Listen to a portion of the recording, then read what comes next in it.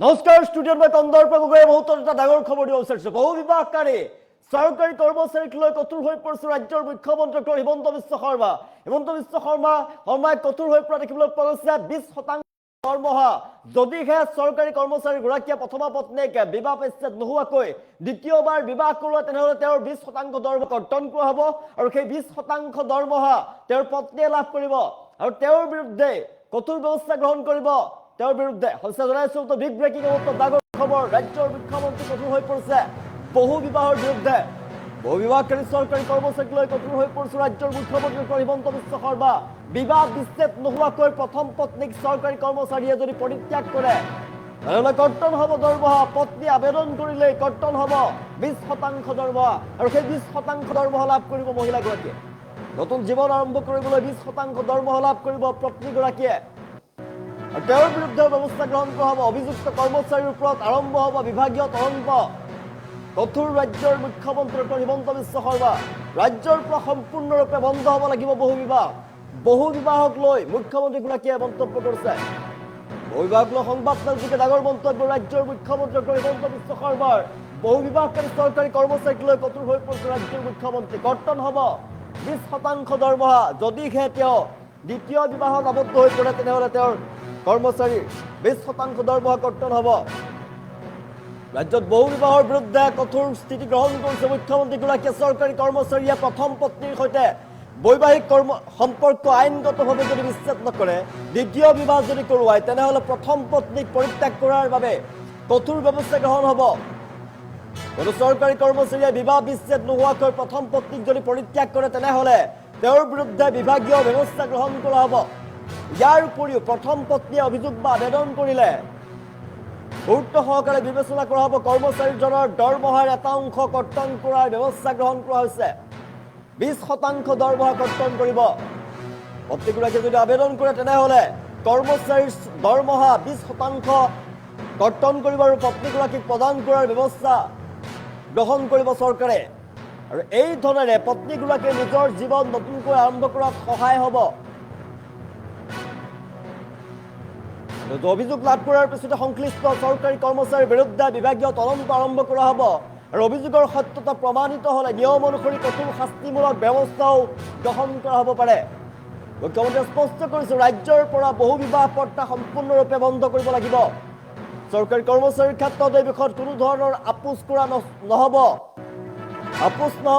বহু বিবাহ কৰা লোকক ৰেহাই দিয়া নহ'ব।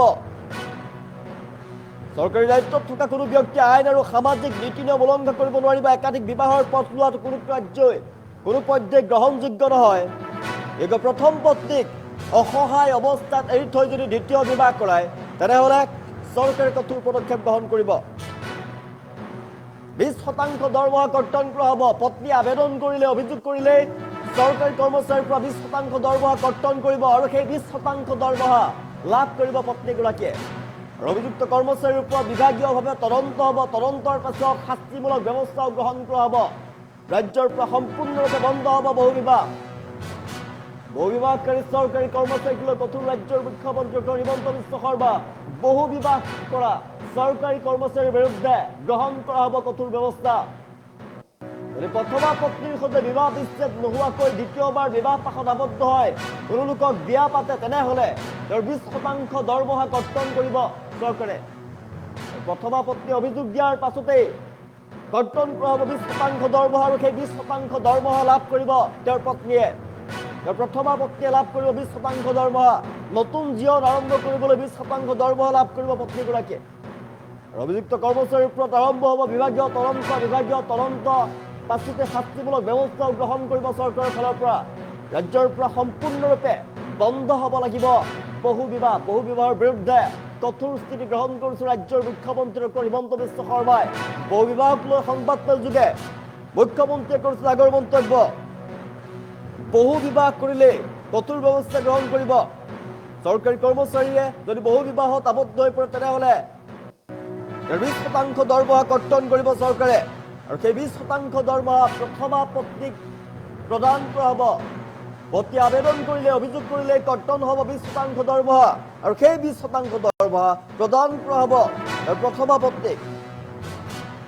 ডাঙৰ সিদ্ধান্ত গ্ৰহণ কৰিছে ৰাজ্যৰ মুখ্যমন্ত্ৰী ডক্টৰ হিমন্ত বিশ্ব শৰ্মাৰ ডাঙৰ মন্তব্য বিবাহ বিচ্ছেদ নোহোৱাকৈ প্ৰথমা পত্নীক চৰকাৰী কৰ্মচাৰীয়ে যদি পৰিত্যাগ কৰে তেনেহ'লে কৰ্তন আমাৰ ৰাজ্যত পলিগেমি বা বহু বিবাহ প্ৰথা বহুত দূৰলৈকে শিপাইছিলে অন্ততঃ যোৱা কেইটামান দিনত ইউনিফৰ্ম চিভিল কোডৰ আইন প্ৰণয়ন হোৱাৰ পিছত মই য'তেই তোৰত গৈছোঁ এগৰাকী নহয় এগৰাকী মহিলাই মোৰ আগত আহি অভিযোগ কৰিছে যে মোক কোনো ধৰণৰ ডাইভোৰ্চ বা বিবাহ বিচ্ছেদ নোহোৱাকৈ প্ৰথম স্বামীয়ে মোৰ লগত যোগাযোগ বন্ধ কৰি দিছে কাৰোবাৰ কোলাত কেঁচুৱা আছে আৰু কোনোবা স্বামীৰ ঘৰলৈ গ'লে মাৰপিট কৰিও খেদি পঠোৱা হৈছে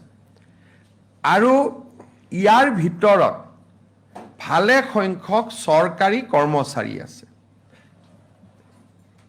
এই ঘটনাৰ পিছত আমি এটা চিন্তা কৰিছিলোঁ যে যদি চৰকাৰী কৰ্মচাৰী এজনে নিজৰ প্ৰথম পত্নীক বিবাহ বিচ্ছেদ নোহোৱাকৈ পৰিত্যাগ কৰে তেতিয়াহ'লে তাতকৈ ডাঙৰ অপৰাধ একো হ'ব নোৱাৰে নিয়মমতে সেই চৰকাৰী কৰ্মচাৰীজনে ইয়াৰ পিছত চৰকাৰী চাকৰিত থকাৰো অধিকাৰ হেৰুৱাই পেলায় কিন্তু এই অভিযোগবিলাকৰ তদন্ত নোহোৱাকৈ বা ডিপাৰ্টমেণ্টেল প্ৰচিডিং নোহোৱাকৈ এজন ব্যক্তিক চৰকাৰী চাকৰিৰ পৰা আমি গুচাই বুলি ক'লে গুচাব নোৱাৰোঁ সেইকাৰণে আমি এটা নতুন সিদ্ধান্ত লৈছোঁ যে পৰিত্যাগ কৰা পত্নীগৰাকীয়ে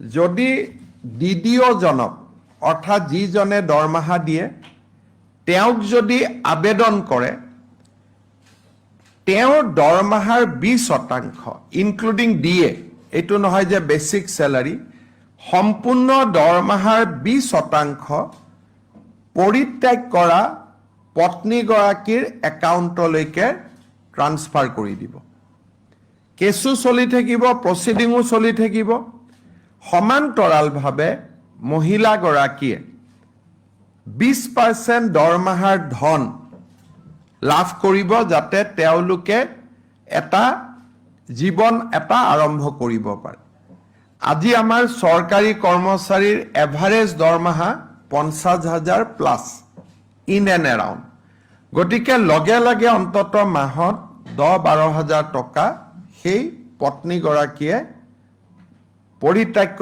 পত্নীগৰাকীয়ে লাভ কৰিব পাৰিব আৰু ইমানতে শেষ হৈ নাযায় কৰ্মচাৰীজনৰ ওপৰত ডিপাৰ্টমেণ্টেল প্ৰচিডিঙো আৰম্ভ হ'ব সমান্তৰালভাৱে আমাৰ ৰাজ্যত পলিগেমি বা বহু